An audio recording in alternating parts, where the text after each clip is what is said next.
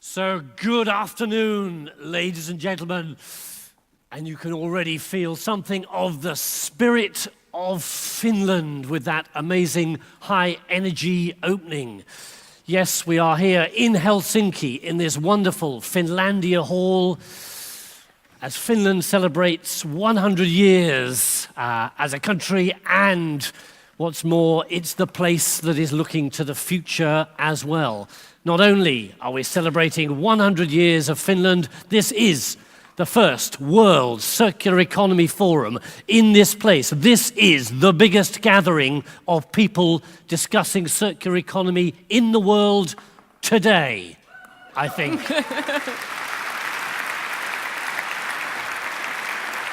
And we could have chosen any day of the year, but we've chosen today, June the 5th, 2017. The specialness of today is because it's World Environment Day. So this is the day, and tomorrow is the day, where we could shake tectonic plates that make a huge difference in a world that seems sometimes moving forwards, sometimes challenged, making agreements, dismaking agreements, working things through. Are we that force for change that will be the implementer of energy and change? The next 2 days will reveal whether we have the capacity to be the real change makers. It's a delight to be with you this afternoon. After the energy of the drums, you will have the energy of two facilitators to help you through this journey. My name is Peter Woodward. I'm not from Finland. You may have noticed. I'm from the UK, but I'm an independent facilitator for 25 years. My passion has not been finding the answers, but creating the spaces where people can have the conversations that make the difference. What a space to be in. So it's a privilege to be here, and also with my co-facilitator, Vera. Thank you, Peter. I'm delighted to be here as well. And I am from Finland, and also spokesperson for Sitra, who's one of the organizers. And next, we are going to our opening act. And before that, I just want to remind you of a couple of things.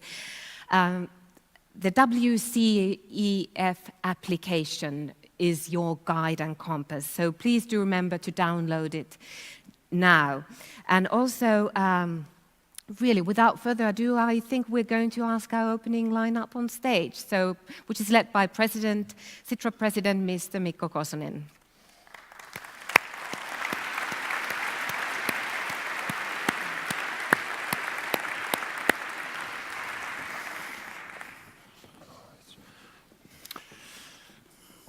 Wow. Ladies and gentlemen, dear colleagues, our World Circular Economy Forum partners, warmest welcome to Finland and this very, very timely event. Circular economy is certainly not a fringe movement anymore. As there are over 1,500, it might be that it's up to 1,700 or 1,800 people, because this room is full, from over 90 countries here today. So I'm delighted to have all of you here representing truly the whole world. With me here on the stage, we have Finland's Minister for Housing, Energy and the Environment, Mr. Kimmo Tiilikainen, the Vice President of the European Investment Bank and the Mayor-elect of Helsinki, Mr. Jan Vapaavuori, and then Chairman of Sitra's Supervisory Board, Member of the Parliament, and the former Prime Minister of Finland, Mr. Matti Vanhanen. In our introductions, each of us will give you a glimpse why circular economy is so important for Finland. Why don't we get started with the couple of words from the government, Minister Kimmo Tiilikainen. The floor is yours. Thank you.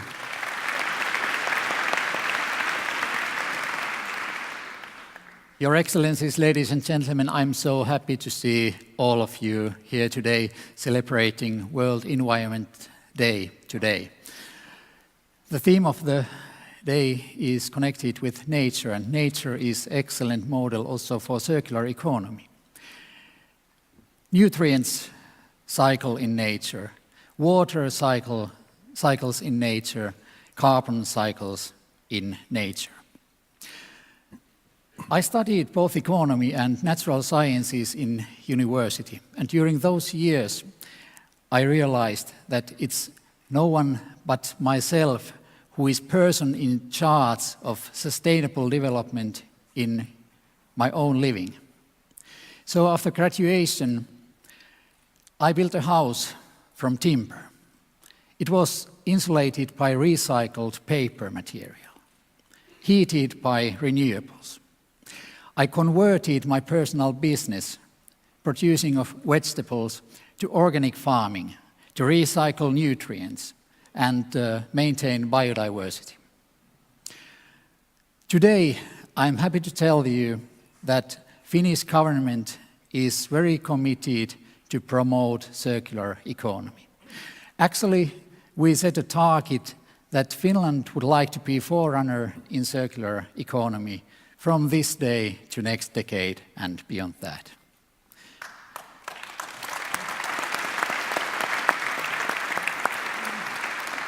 So, what we did, together with Sitra, Finnish Innovation Fund, and with hundreds of shareholders in Finland, we created first circular economy roadmap.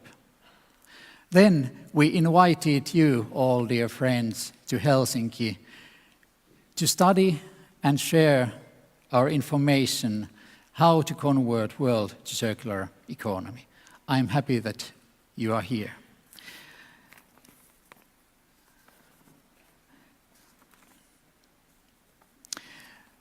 Why I'm so happy that representatives from so many countries, from business and administration is here. The reason is simple. Together, we are stronger than alone. Cooperation is better than isolation. We need to learn from each other to change the paradigm of our economies, to convert to circular economy. In the world of sustainable development, we can't afford to lose anything. No materials.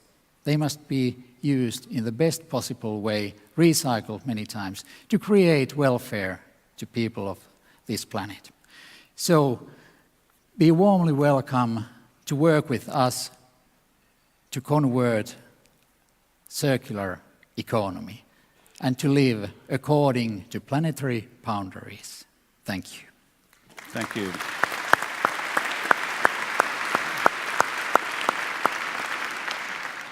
And next we hear the voice of the cities, and particularly Helsinki, Mr. Jan Vapaavuori. Minister, Excellencies, ladies and gentlemen, you are warmly welcome not only to Finland but also to the Finnish capital, Helsinki. As you all know, half of humanity lives currently in cities. By 2030, in only 13 years, the share will increase to almost 60% of the world's population. This is also the target year of the UN Agenda 2030, the global action plan to fight poverty, inequalities and climate change.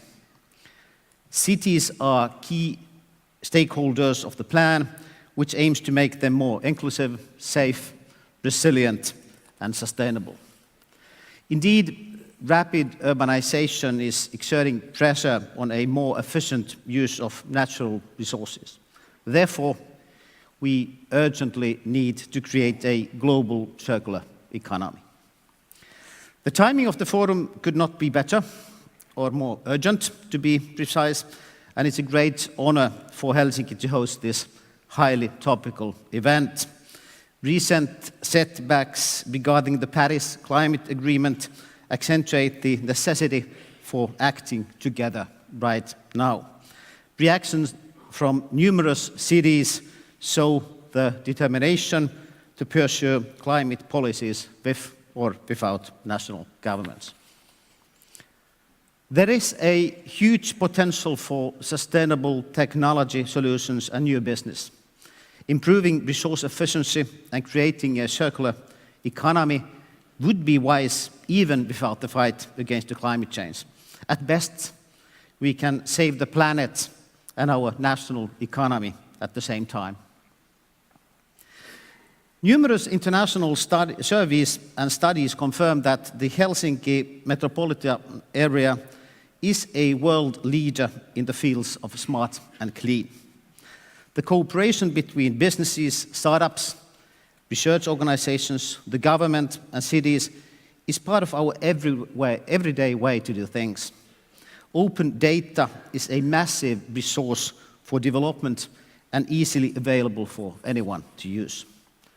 In short, Helsinki is an excellent place to conduct pilots and develop the circular economy. Someone once said that our city is big enough to create systemic changes with a real impact, but small enough to actually get things done and succeed. Helsinki combines a meaningful everyday life and focus on global solutions. Our world-class education system creates an exceptional platform for business and entrepreneurship. We can also offer an environment which is functional, predictable, and safe. With this powerful combination, we can play a fundamental role in creating a more sustainable future and advance towards the goals of the UN Agenda 2030. Actually, in Helsinki, we speak about making one hell of an impact. I wish you a most successful and productive forum and an enjoyable stay in Helsinki.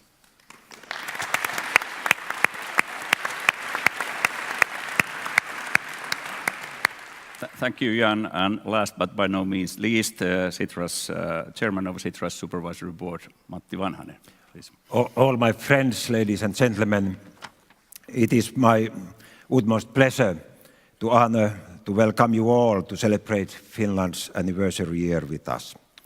Our host, Sitra, the Finnish Innovation Fund, was founded in 1967 on the 50th anniversary of Finland as a gift from Parliament to future generations. Since that date, Sitra has played a key role in the development of Finnish society by investing in our future. Now, on its own 50th anniversary year, Sitra wants to give back a gift of its own, a gift to the world in the form of the World Circular Economy Forum 2017. I strongly believe the circular economy can play a fundamental role in shaping the world and combating pressing concerns, including climate change and realizing the UN's Sustainable Development Goals.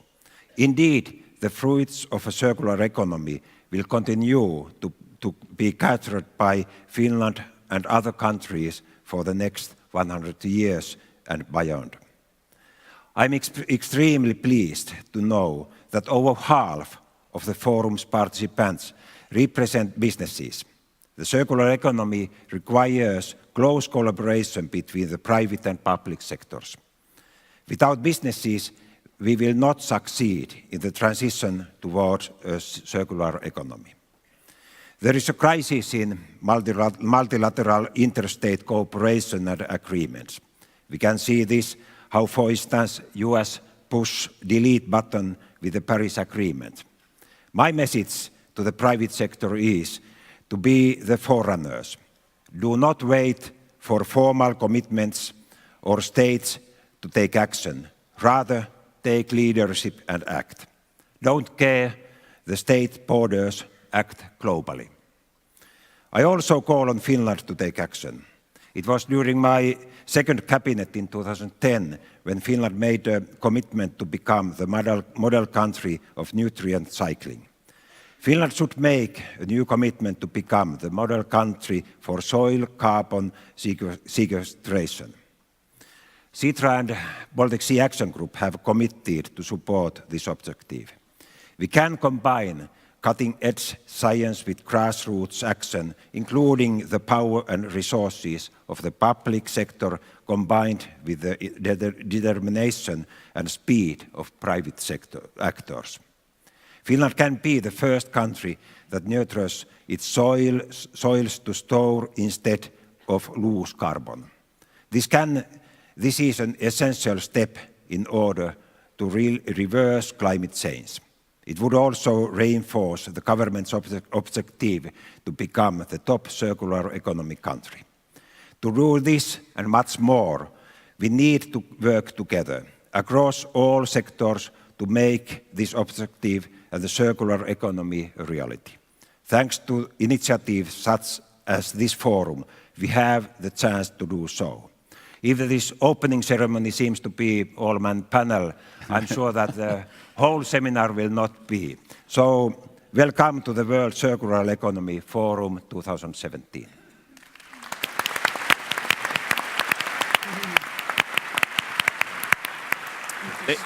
Just a couple of words. Ladies and gentlemen, as my highly respected colleagues just witnessed, we in Finland have a very broad consensus for building circular economy success story in Finland. That is, as we have been hearing many times already, that is celebrating its first 100 years of independence this year. For the next 2 days, we are looking forward to learning the best and maybe also next practices from you. You represent all sectors of life, all countries almost in the world. There's a lot of learning and mingling and networking ahead of us, in addition to the excellent kind of panels and discussions we will be hearing. We need this, as circular economy is a joint systemic action and also a huge opportunity for better growth, sustainable growth, employment, in addition to saving the world and climate. So it's a big opportunity. Thank you once more, my colleagues, and let's get started. Thank you very much, gentlemen. Thank you.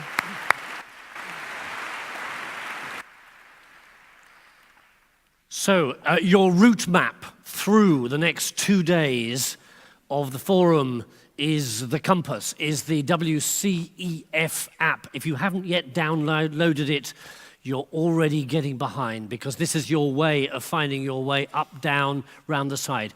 We hope that you will be informed, inspired by speakers from the stage, panel discussions, but this forum is about you. It's about us, all 1,500 plus of us.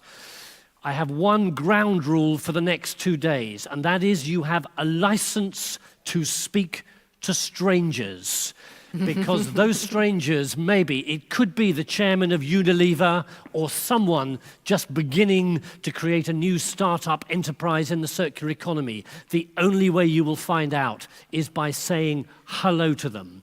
What we'd like to do in that spirit just now, to make this a forum for all of us, I'd like to invite you to do 2 things.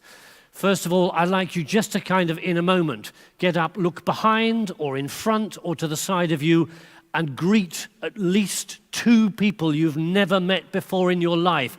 Ah! You can do it. The second thing is, for those of us of an age, what we'd like you to do, hang on, shh, whoa, whoa, whoa, whoa, whoa, whoa, whoa, whoa. It's impossible.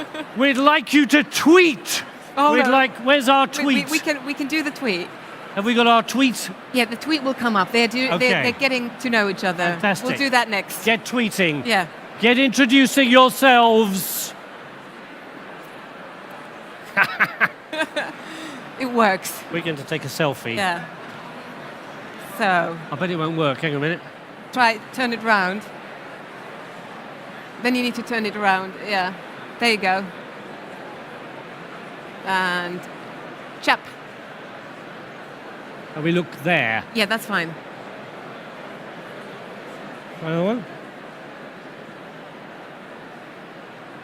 Another one. Yeah, Good. good. Brilliant.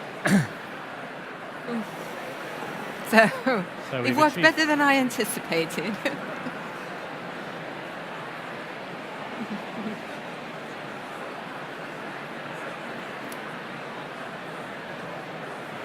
So, what happens next? We need to get the tweet out and the panel Right. introduced. The keynote speakers is next. Yeah. Okay, let's try and get our voice. So, Yeah. let's see, put that.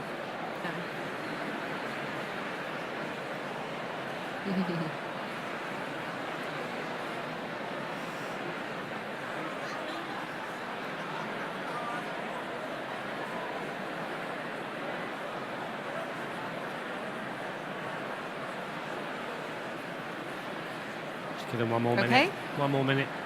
They're having good fun. Love it.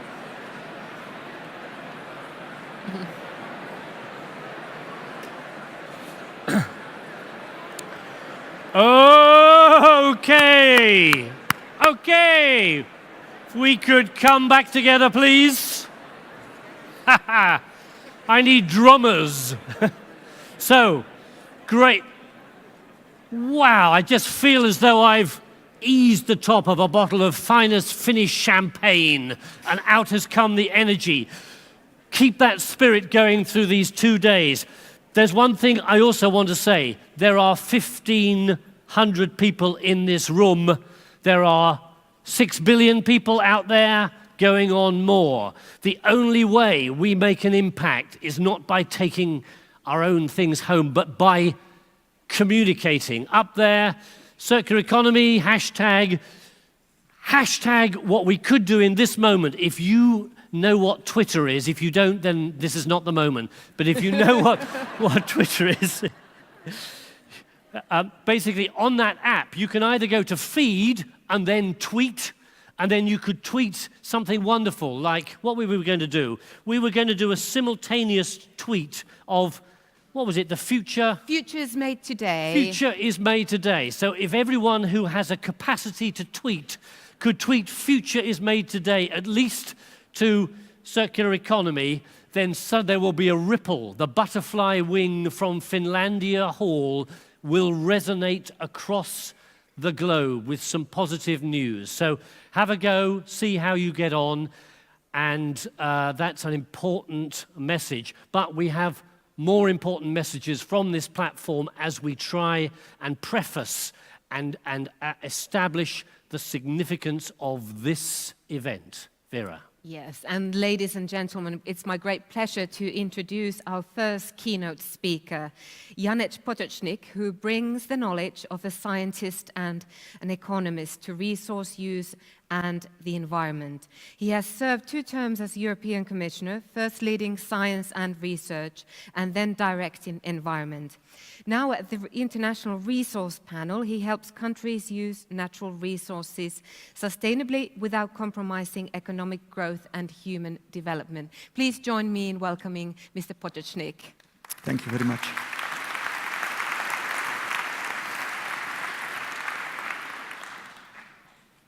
Ladies and gentlemen, if somebody would tell me 3 years ago when I was proposing the circular economy package to the European Commission that I will be seeing this picture today, I would not believe. So thank you, Finland, and thank you, Sitra. Can we now switch to the presentation? Yes. I have been given 10 minutes to answer to this question: global use of natural resources in crisis or not? And if we would like to answer that question, I think it's fundamentally important that we first understand in which kind of the world in the 21st century we are living. We will be 9.7 billion till 2050. We got used to that figure, but what does that mean? It means that in 1 generation, you will have additionally on the planet 2.5 billion people, and 100 years ago only, the overall population was 1.4. In 1 year, you have additional Germany. In 4 years, additional United States of America. And in 9 days and 6 hours, you have my own country, Slovenia. So all that is happening practically in the least developed part of the world, which is aspiring that they would live like we do, and rightly so, and we have to help them. They will grow faster than we are in developed part of the world, but that means that the pressure on resources will be enormous. From the social side, 62 people own the same as the half of the world, and the richest 1% is more wealthy than the rest of the world.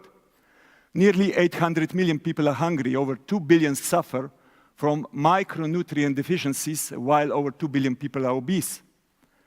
We throw away 1/3 of the food we produce. We have an increasing evidence from environmental side of the climate change threat. 60% of ecosystems are already degraded or used unsustainably. 1/3 of all the soils, it's moderately to highly degraded due to various reasons.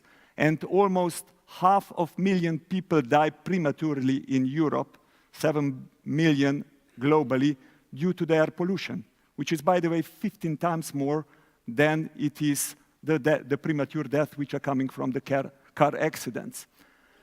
Urbanization, more than 50% of urban fabric expected to exist by 2050 still needs to be constructed. And this is a fascinating fact that in the 3-year period, 2011-13, China has used more cement than United States in the whole 20th century when they were building their cities.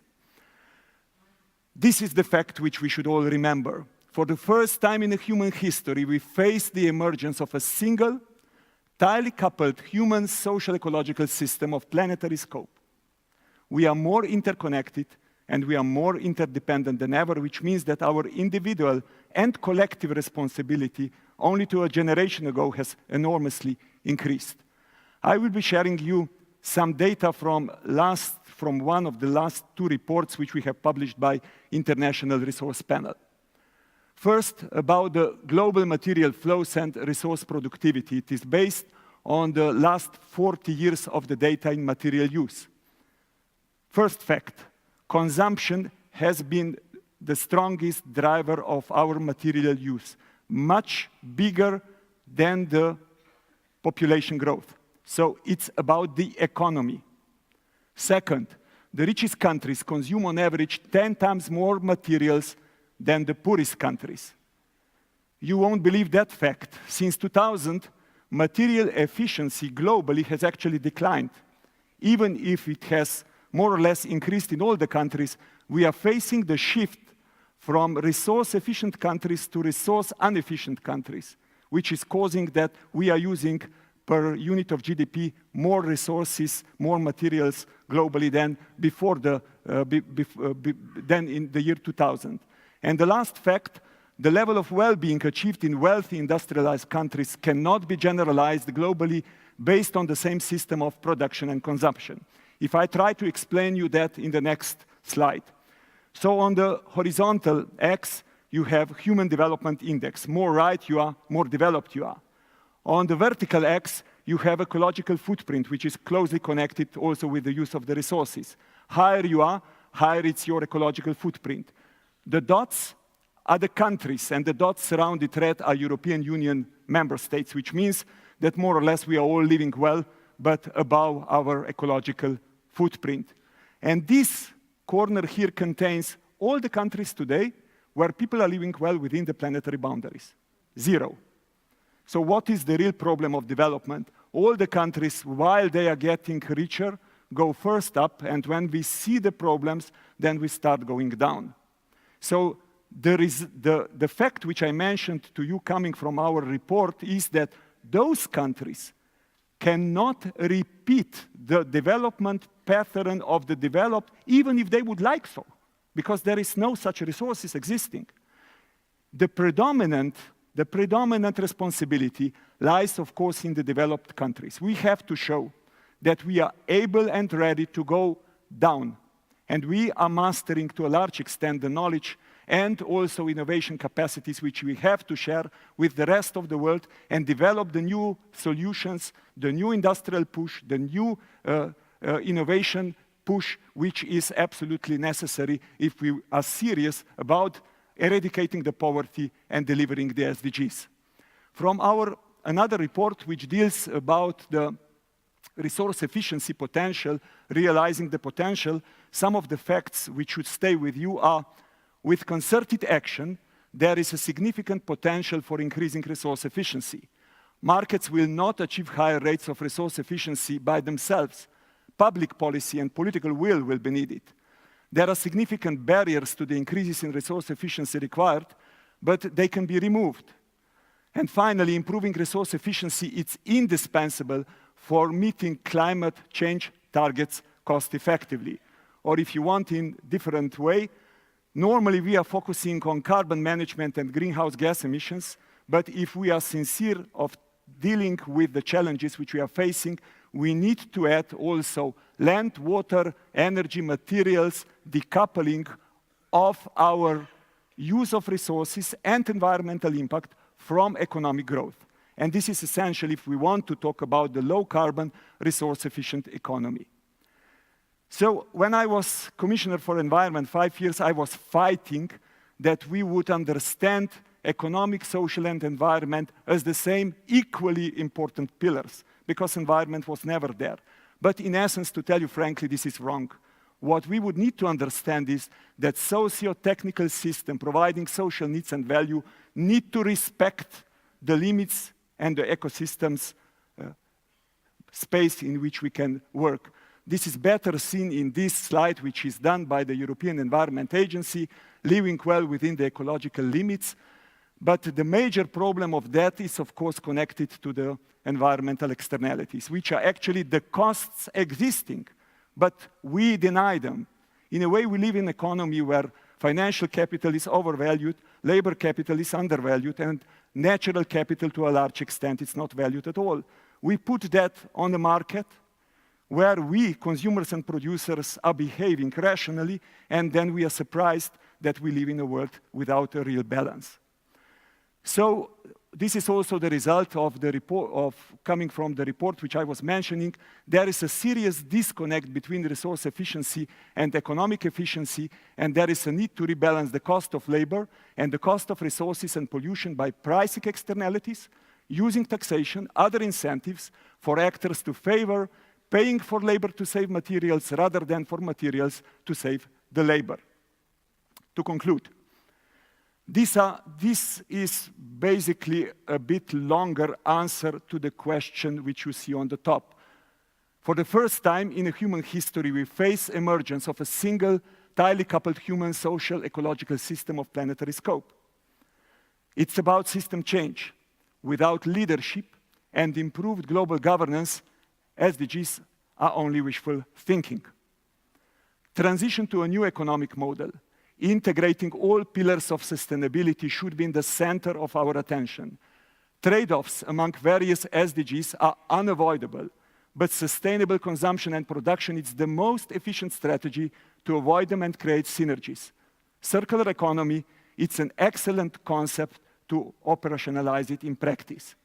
We should refocus our efforts from addressing the consequences like migration and security to the reasons leading to them, which are in economic, social, environmental imbalances. Decoupling economic growth from resource use and environmental impact should be an imperative of any modern environmental and economic policy. Addressing externalities through valuing natural capital is essential to make it possible. In the future, more responsible use of resources will be central if we are sincere about delivering SDGs, and in the midterm, except in specific cases, resource shortage will not be the main limiting factor of our economic development, but the environmental consequences caused by excessive and irresponsible use of those resources will certainly be. If we are to avoid globally extensive, intersystemic crises and frequent conflicts, let's get serious about using natural resources in a more efficient and responsible way. Changes are unavoidable, and humans are supposed to be intelligent, and it's high time to prove it. I have heard sometimes that this is the story of gloom and doom. In essence, it's just the opposite. It's the story of a transition which is a major opportunity for the innovation, for all who dare, for new development and opportunities, new jobs, and alternative, to tell you frankly, I would rather not think and talk about it. Albert Einstein was asked why it is that mankind has stretched so far as to discover the structure of the atom, but we have not been able to devise the political means to keep the atom from destroying us. And he replied, "That's simple, my friend. It is because politics is more difficult than physics." And a lot of politicians will actually tell you that the story which we are sharing here today in this room, it's the longer-term story, and in the short term, there are other things on which we should focus. For those, our collective answer should be the future has already arrived, and unfortunately, it's called present. Thank you.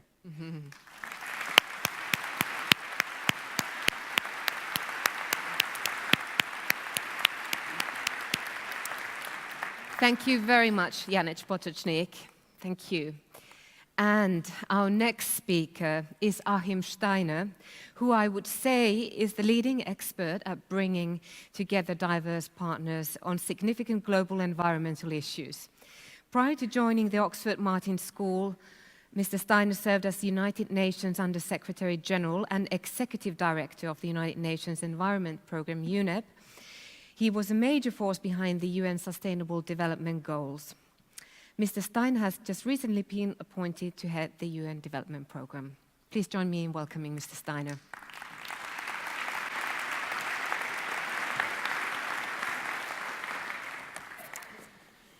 Thank you very much for your kind introduction. And to follow Janusz Potočnik, there you are, Janusz, is always a dangerous thing because we have a very similar take on both the present and the future. So let my remarks, which I was just given 7 or 8 minutes for, essentially be a validation of what you have just heard, because under the leadership of Janusz during his time as commissioner, but also now in leading the International Resources Panel, you have just heard the compelling nature of the story viewed from a scientific and empirical point of view. Let me start where you ended just now with the quote about politics being more difficult than physics. So here is the global in-tray of 2017. This is the agenda that people are worried about, that media tells us we should be worried about, or that people want us to worry about when they start terrorizing us.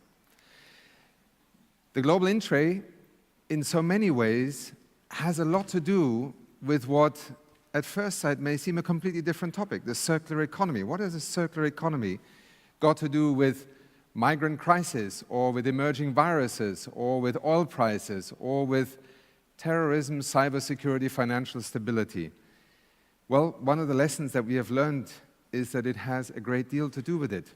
Economies that start destroying the foundations upon which people's livelihoods depend create alienated people.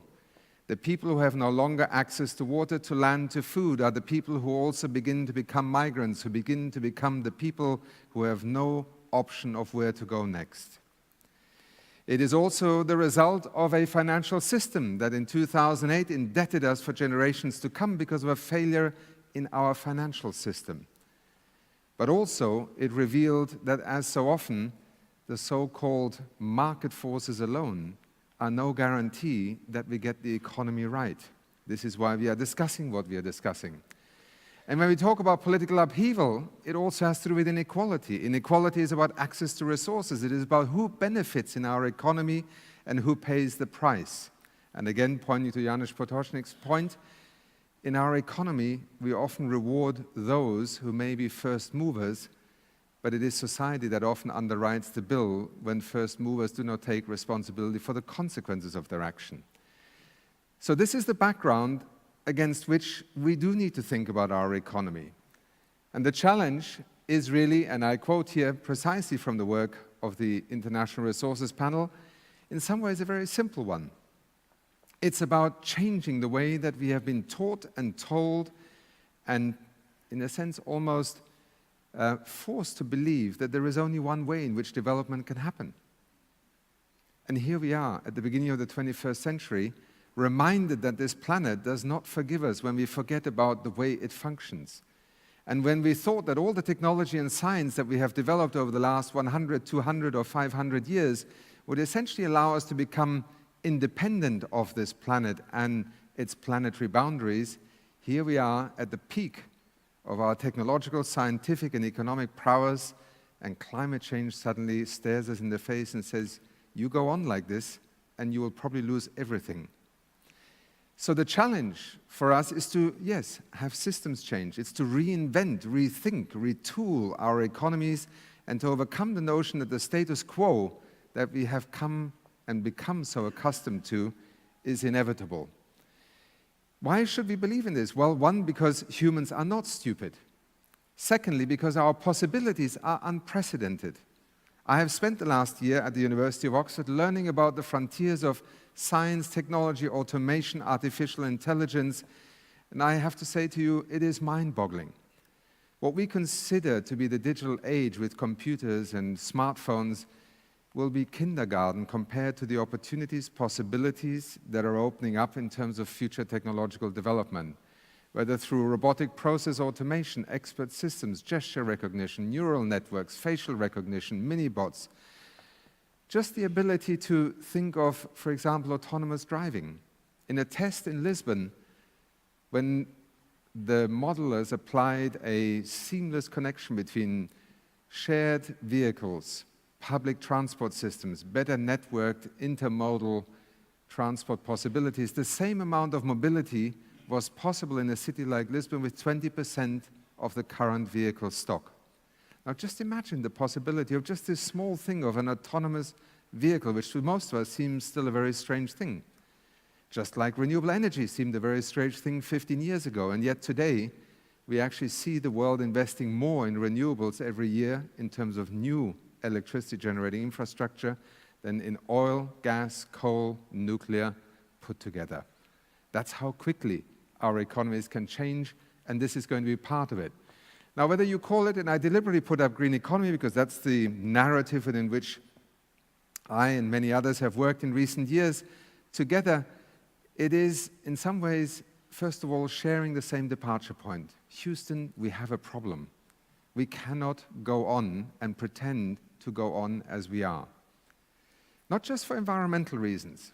also for social reasons. This is why the world currently is staring at the kinds of politically extremist responses that we see either through the ballot box or at the end of a gun.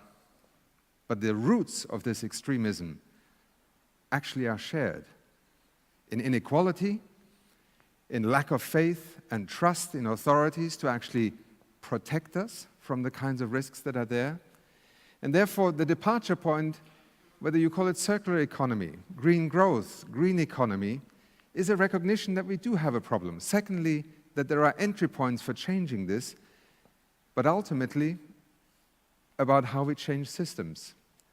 We need to get to a different equilibrium in the way that our economic forces of demand and supply, of production and consumption interact, in the way that we are willing to create opportunity for those who have enterprise and entrepreneurship, but also protect those who either have not the means or the possibility or the capacity to compete and outcompete one another.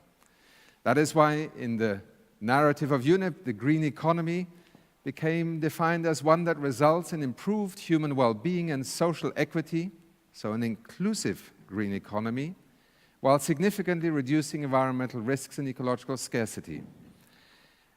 You can choose many definitions, but two things are very clear. You cannot anymore pretend that development is something that starts with economics, one day gets to solving the social problems, and eventually will figure out how to repair the damage done. That was the paradigm of the last 100 years. It has led us to the precipice of social instability, of ecological collapse in parts of the world.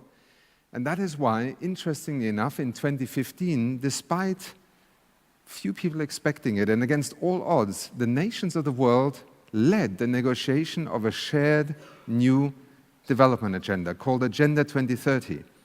Many people have said, what do these boxes mean? Nobody will remember 17 goals and hundreds of targets and indicators because they are actually there.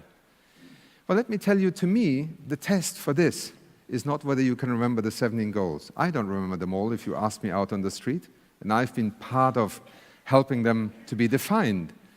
What matters is we have a shared development agenda for the first time in modern history, not pretending that what happens in industrialized countries is somehow not relevant to sustainable development, or what happens in Africa is more relevant than what happens in a global context. Every country, for the first time, is part of this, has a share in the fulfillment of this agenda, and also an accountability. It is also an integrated approach. We have often talked about you can't separate things from environmental, social, and economic dimensions. Well, here it has been done, and with targets and with indicators. But again, let me end my presentation by focusing your mind not on the actual boxes.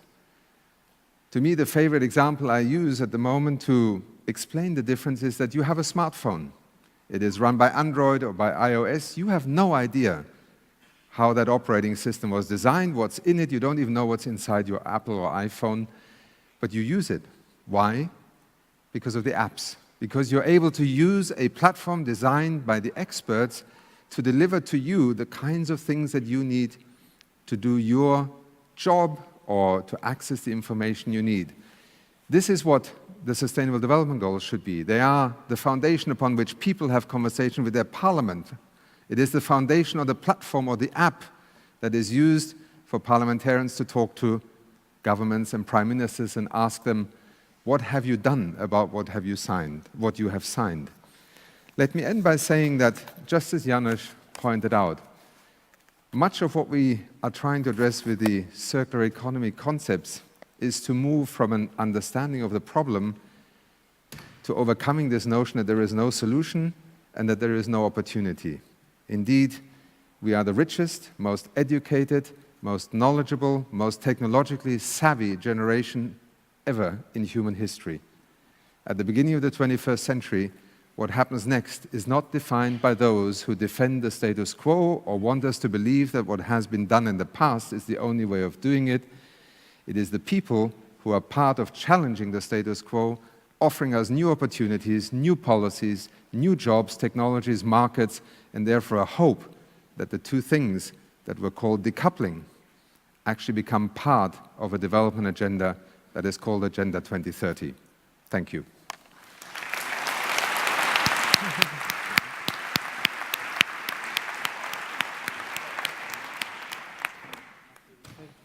Thank you very much indeed. And also to Janusz Potočnik. We've seen some of the huge strain and pressure that we're placing on our planet as we all seek to achieve a reasonable quality of life. We've seen extraordinary vision expressed through the Sustainable Development Goals. We see the possibility that we can be the difference, but it will be up to different institutions, different countries, different actors from all sectors to be making that difference. And what we'd like to do just now is to have an opportunity to hear some voices who are at this forum, voices from different countries around the globe, voices from different sectors, perhaps to offer us a thought that you will carry through the forum as we see whether the possibility of transformation will be converted into reality. So Vera, if you'd like to introduce the panel, and if they'd like to come up one by one and find their way to a seat here. Absolutely, and I'm delighted to welcome first the special representative of the President of the Russian Federation on Environmental Activities, Ecologies and Transport, His Excellency Sergei Ivanov. Welcome. Thank you. And next, I'm delighted to welcome Japan's State Minister of the Environment, His Excellency Tadahiko Ito.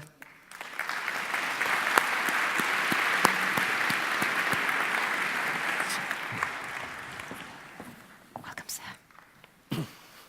And then we have Deputy Director and Assistant Secretary General, United Nations Environment Programme, Ibrahim Jav. Welcome.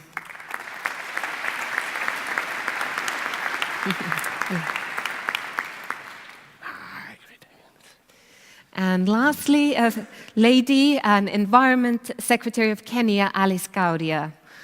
Welcome. And Mr. Welcome. Yes, please. And lastly and not least, Mr. Potočnik, thank you. Back on stage.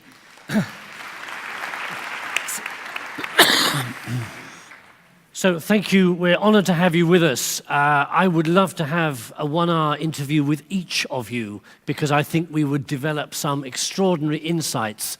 But such is the amount going on in this forum that we only have a few moments, but we just wanted to get a hint, a thought coming from different dimensions that perhaps feed our thinking into how we are the change makers towards a circular economy. So I'm going to invite each of you just to offer a couple of 3 minutes of thought coming from your perspective that maybe enrich on our thinking about that journey towards the circular economy.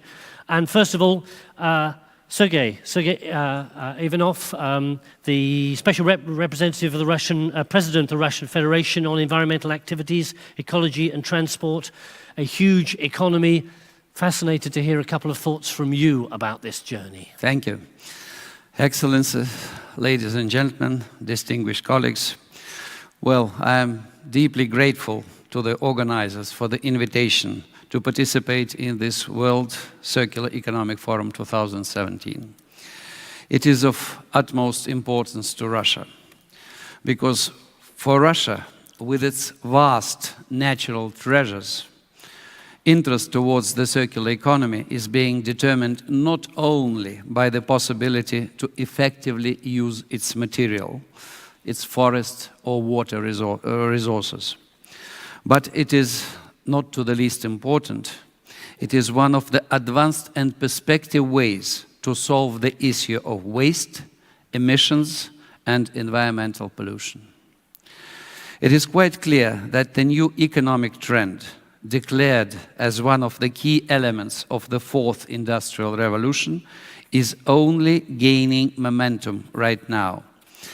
But it's already being tested in the framework of pilot projects. It is evident, even now, that implementing of the circular principles, first of all, 100% waste recycling and its secondary use, is the utmost important element in creation of the economy of the future. Generally speaking, wastes can also be regarded as a resource, but of technogenic origin. By the way, in some of wastes, concentration of matters and elements that can be further industrially used exceeds sometimes 9 to 12 times of the content of such in traditionally extracted raw materials. That's the value of such waste. In Russia, the issue of granting special benefits to the industrial plants that use waste thermal processing is being discussed right now. It is so-called green tariff, maybe you all know this term, green tariff, which has already been applicable for renewable energy resources, including waste. I would like to make a little deviation here. For the moment, we have rather well-balanced structure of energy balance in Russia.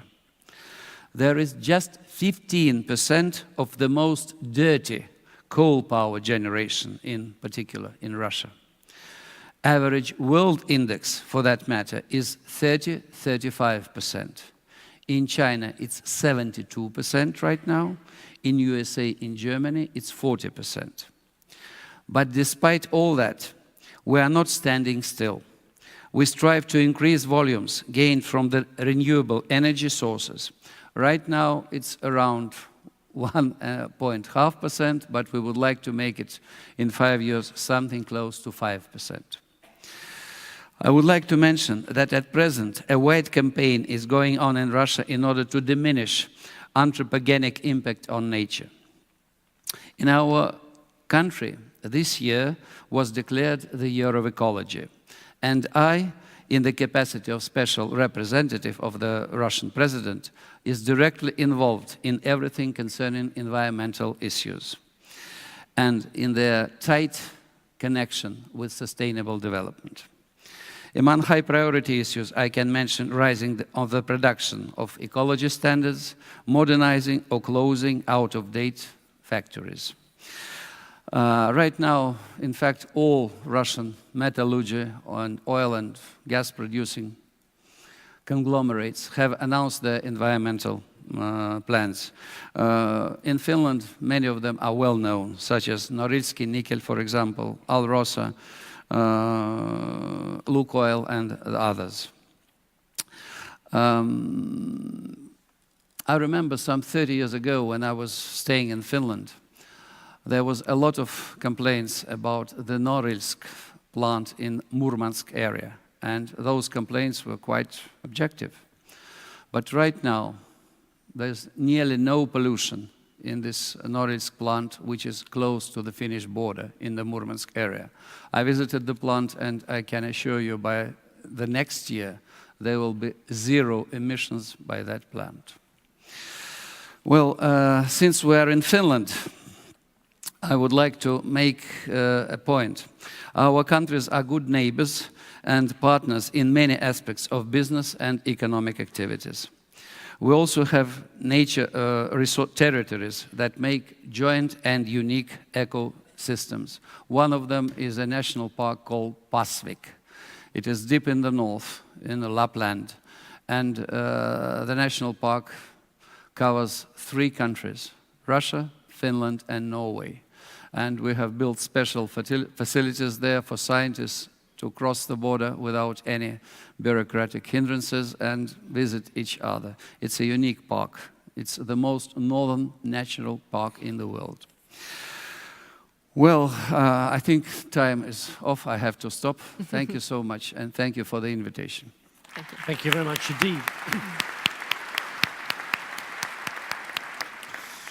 Japan has a long history, particularly driving towards the 3 Rs, reduce, reuse, recycle. To hear further what is evolving in your own thinking in Japan. Delighted that the Japan State Minister of the Environment, Tadahiko Ito, is with us. Thank you, Peter. Distinguished colleagues, ladies and gentlemen, it is my great honor and a privilege to take part in the first discussion at the World Circular Economy Forum. Huber, Piver, Mina Oren Tadahiko Ito, Parist Bara Ministry, Japanista.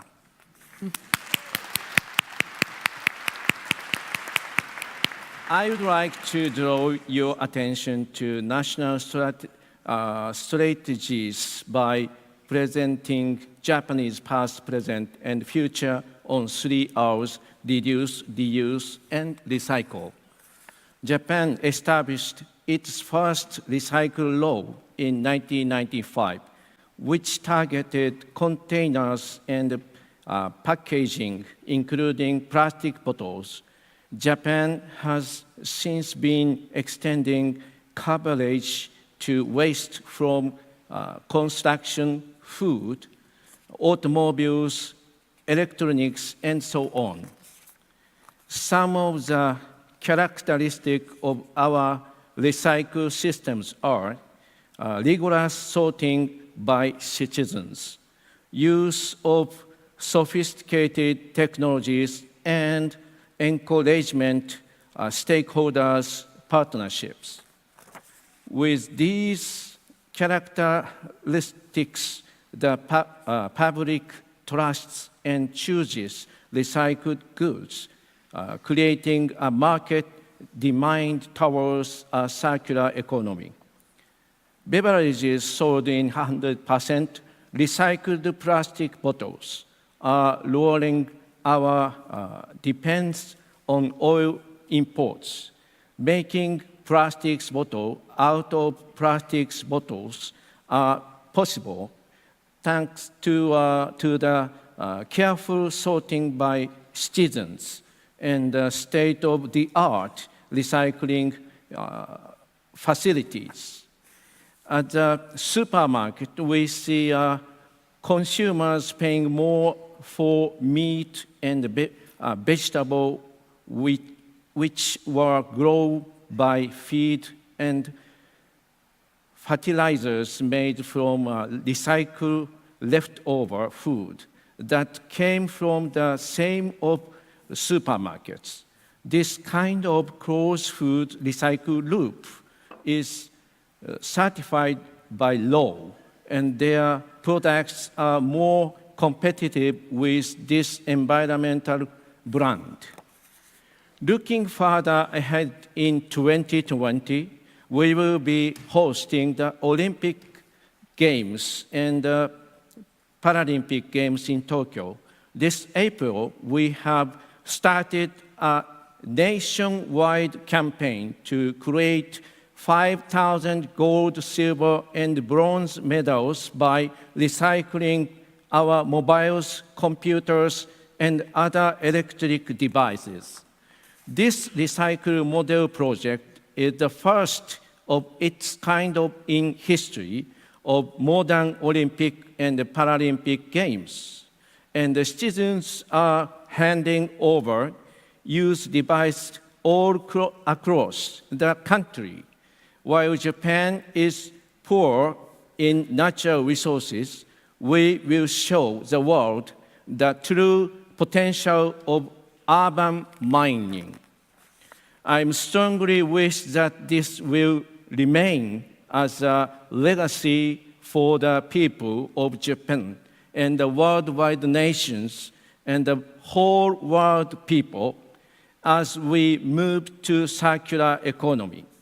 With this, I really close my opening remarks. Thank you so much. Kiitos.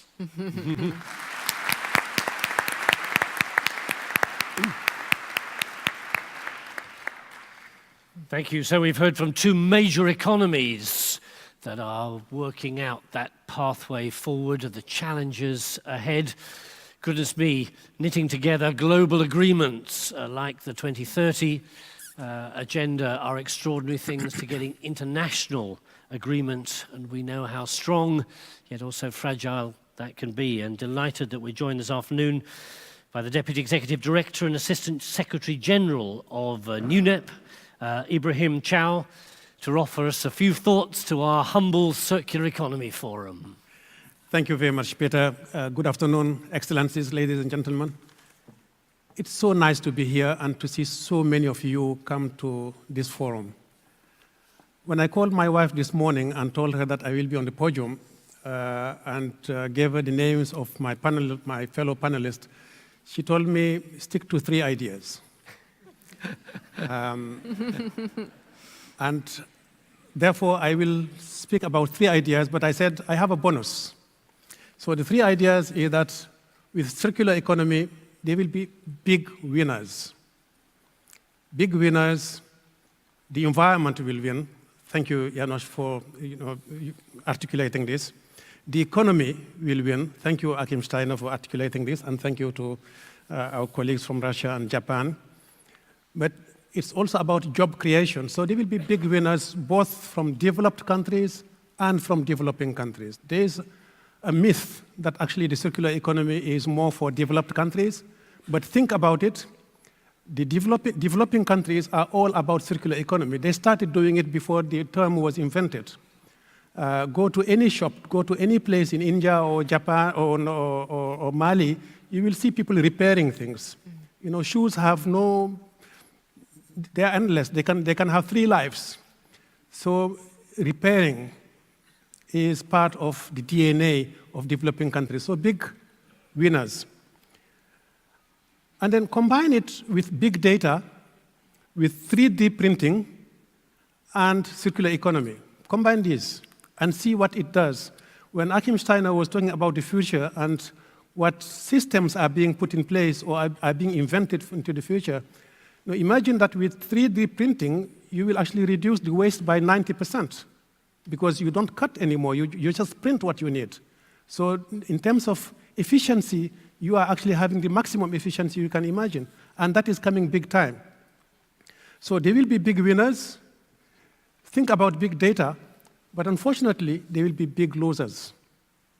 And most of these are unfortunately coming from developing countries.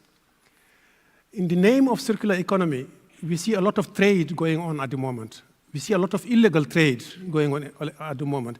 Despite Basel Convention, we still see a lot of trafficking of electronic waste that is being dumped in some places in the name of circular economy. Think about used garments. In some parts of the world, including in Eastern Africa, where I live today, you have more second-hand clothes than actually new clothes. It kills the textile manufacturing systems. It kills the industry. There's no fashion. The fashion of Kampala is designed in London because that's where the clothes is. 80% of the clothes sold in Uganda are second-hand. So in the name of circular economy, you are actually affecting local economies. So regulation is key. While you have big winners, while you have big data, you also have big losers. You didn't keep it. So let me repeat. You have big winners, you have big data, and you have big losers. Thank you very much. Thank you very much indeed. Now the bonus. The bonus is that in December of this year, the UN Environment Programme will be organizing the UN Environmental Assembly. And the main theme for that assembly is pollution. Why is it important to actually talk about circular economy for pollution? Well, Excellencies, ladies and gentlemen, pollution and environmental degradation is killing 36,000 people every day. Every day. So if you think about it, it's 3 jumbo jets crashing every hour. It is huge. Pollution is costing trillions of dollars to humanity. But more importantly, pollution is also now the cause or amplifier of conflicts in most parts of the world.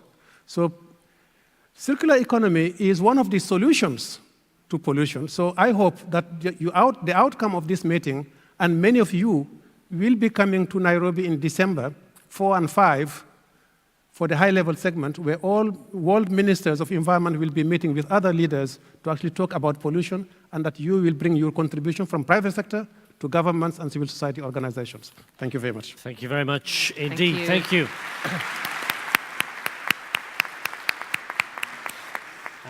And our final, as yet unspoken panelist, Environment Secretary of Kenya, Alice Kaudia. Great to have you with us, and fascinated to hear a couple of thoughts from yourself. Yeah, thank you very much. And I would urge the audience to look at that slide behind me as well, not just at myself.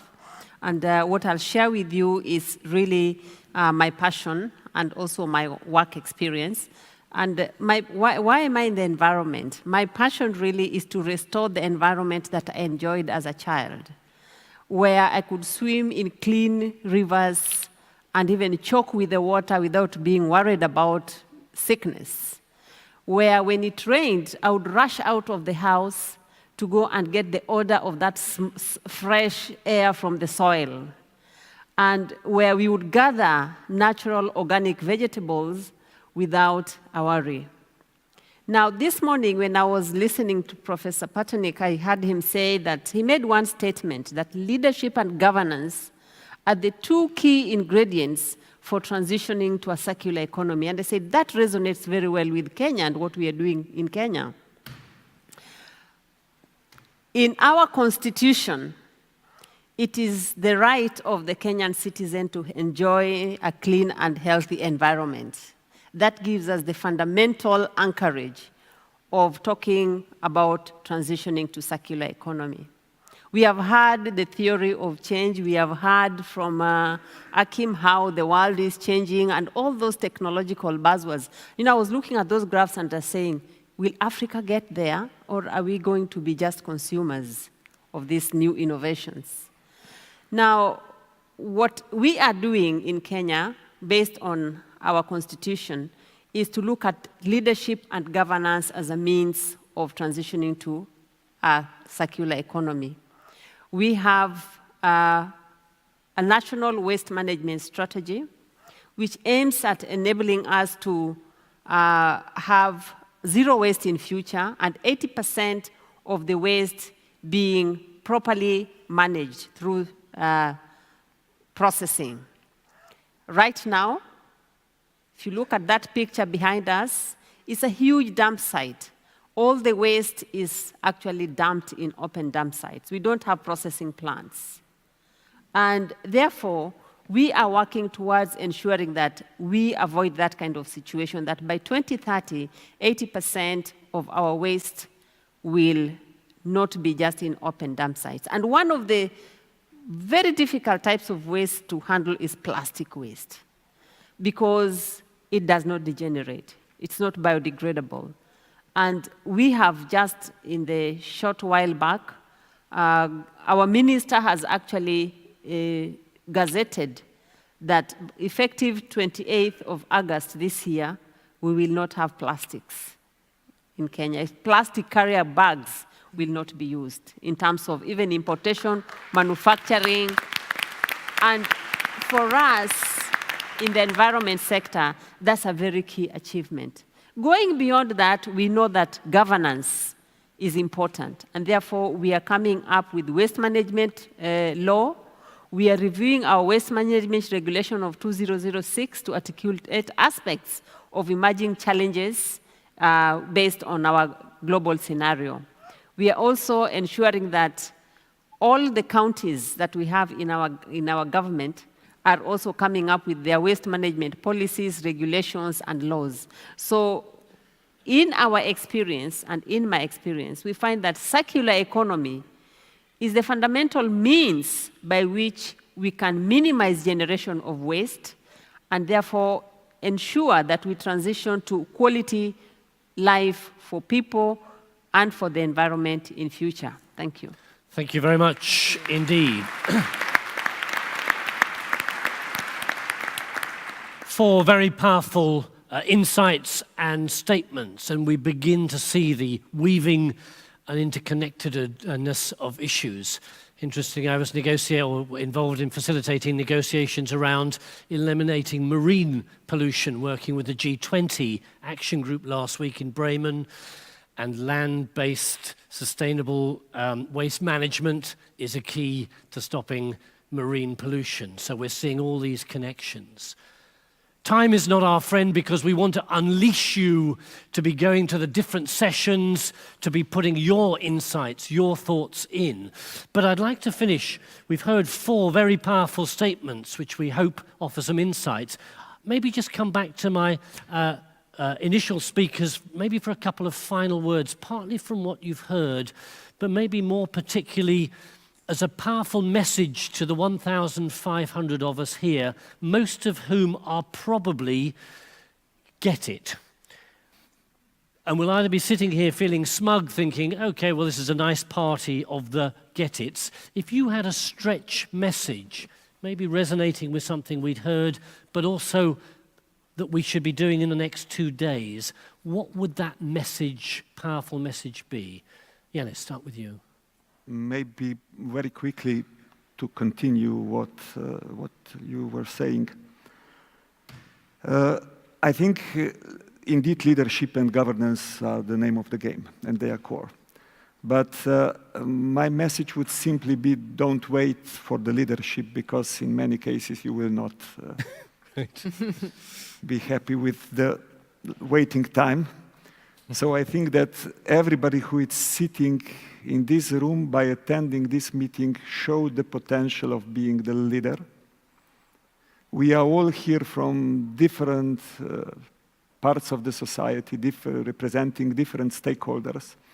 And each of us should play the leadership in their own environment. And this is essential for the success. If we do it like that, if we create it from a circular wave, a circular tsunami, then nothing can stop us. Okay. Thank you very much. And a final message to this forum, Achim. Or maybe an opening message. Sometimes we think that people have to follow, a particular logic in order to achieve a result. And I think as I prepare at the moment for my new position with the UN Development Programme, it's very striking to me that on something like climate change, where the world now is really being put to a test, will it actually stick with this agreement despite 1 or 2 deciding to take a little time out? Now, let's be very clear. People actually don't have to spell climate change all the time in order to appreciate that what is done in order to deal with climate change actually speaks to some very basic things. Access to energy. Ibrahim and I have worked for many years together with our partners on the African continent to address the issue of access to electricity. And lo and behold, renewables, which have emerged on the back of a climate change agenda, have suddenly become a shortcut to access to energy on the continent. So you don't have to say climate change once to have 700 million African citizens potentially being great fans of climate change action. And that's what I think is important. We need to begin to see things in the way that we all spoke about them this morning, which is we operate in systems. It's about the way we develop, it's about the kinds of choices we present and the options for action. And they don't have to be acts of faith in one camp or another. Right. But how do we address societal needs? And therein lies, I think, the power of this circular economy. Okay. Could I say thank you to all our speakers, not just for what you've said, but also your presence here that reinforces that there is a journey which has some real leaders, and the rest of us who are all leaders in our own field taking that journey forward. So we thank you very much indeed for your presence here this afternoon. Thank you very much indeed. Thank you very much. Thank you. And we started with a spirit of Finland this morning.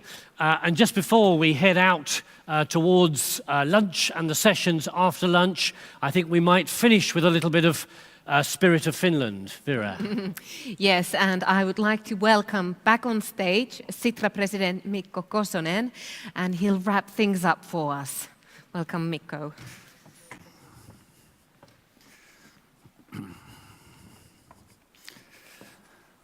Thank you, Vera, and first and foremost, thank you, our distinguished panelists. Ladies and gentlemen, there is clearly an urgent need for total transformations of our global economic system, as presented by our esteemed panelists. But to make this happen, we need to recognize that societal transformation does not happen by itself. Transformation is accomplished only through the collective actions of all stakeholders, public, private, third sector, and citizens. The bigger the transformation, the more people we need to get on board. But how do we get people to collaborate towards a common goal? I would say through an inspiring vision for a more positive future. That's what we need. We in Finland believe that circular economy is that vision, and that the World Circular Economy Forum is one of the most important tools to drive us towards that vision globally. Finland has a long tradition in pioneering great societal transformations. Finland's visionaries saw the vast opportunities, for instance, arising from creating an education system that could offer free and comprehensive education for all. People are our most valuable asset, after all. The Nordic model of the welfare state was key in transforming Finland from an agrarian society to an innovation-led industrialized economy during the second half of the 20th century. That was only, we have to remember, a few decades ago. And now, in a world faced by digitalization and automation of work, we are once again pioneering societal innovations for the future, such as circular economy and universal basic income. Ladies and gentlemen, in times of rapid change and complexity, governments need to be strategic and agile at the same time. In other words, we need an inspiring vision combined with fast action and experimentation. Finland's roadmap for the circular economy demonstrates this. It sets a common vision and a long-term goal for Finland, and it is built bottom-up by numerous actions and experiments within its focus areas. The process also plays a role. With over 1,000 people from all sectors of society involved in developing the roadmap, it provides a strong foundation which Finland's circular economy will be built on. One of the outcomes of the road mapping process was to define Finland's circular economy focus areas based on our national strengths. These were defined as sustainable food system, forest-based loops, technical loops, transport and logistics, as well as cross-cutting common actions. Enhancing circular economy-related education at all levels, from elementary schools to universities, and supporting public-private collaboration are just some examples of these cross-cutting common themes.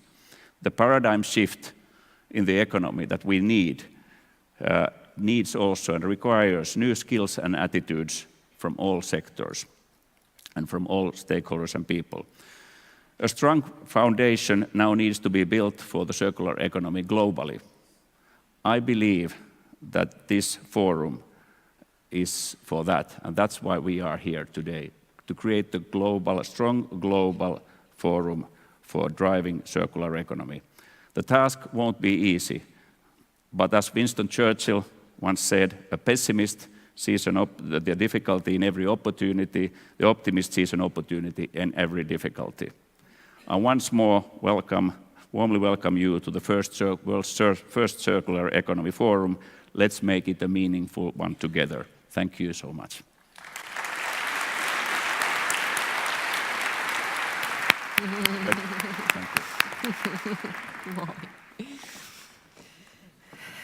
So, there we go. That was the first session. Just a little teaser and a taster for you. You're now going to plunge into the rest of the forum.